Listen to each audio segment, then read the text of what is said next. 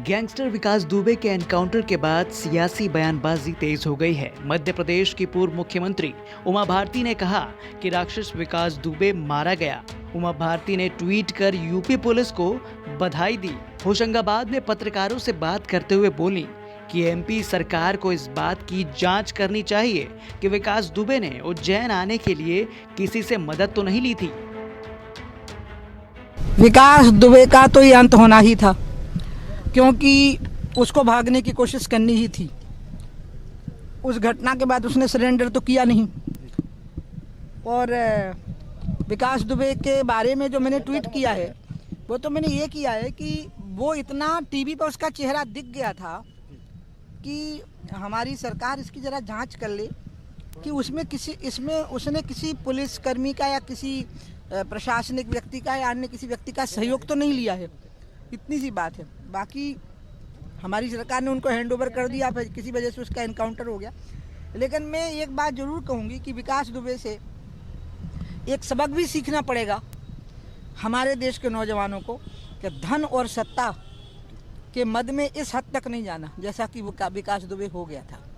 ये एक सबक है विकास दुबे के पूरे आरंभ से अंत तक का।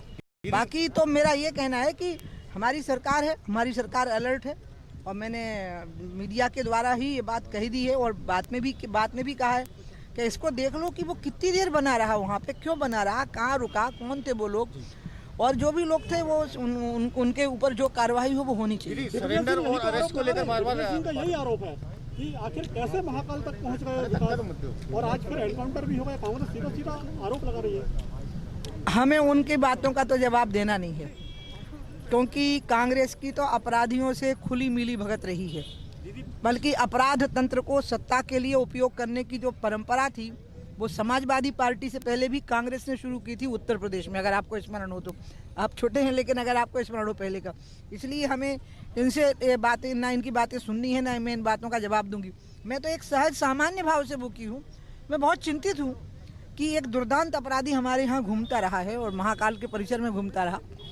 तो क्या बात है, मुझे लगता है कि हमारी सरकार अंदरूनी तरीके से जांच करवा भी रही होगी, अब इसका करने जा रही। दीदी, सीबीआई जांच की मांग कर रहे हैं कुछ लोग कि एनकाउंटर के मामले में सीबीआई जांच होना चाहिए। अब जिसकी जो मांगे हैं अपराधियों का अंत यही होता है, या तो फांसी का फंदा होता है या एनकाउंटर होता है।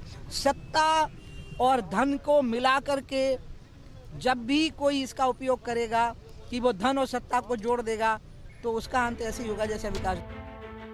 आपको बता दें कि 8 पुलिसकर्मियों की निर्मम हत्या करके भागे मास्टरमाइंड विकास दुबे को उत्तर प्रदेश पुलिस 7वें-8वें दिन उज्जैन से लेकर वापस कानपुर लौट रही थी। सुबह करीब 8 बजे के आसपास कानपुर से थोड़ी ही दूर पर हादसा हो गया और मौके का फायदा देखकर विकास भागने लगा और पुलिस पर फायरिंग भी कर दी।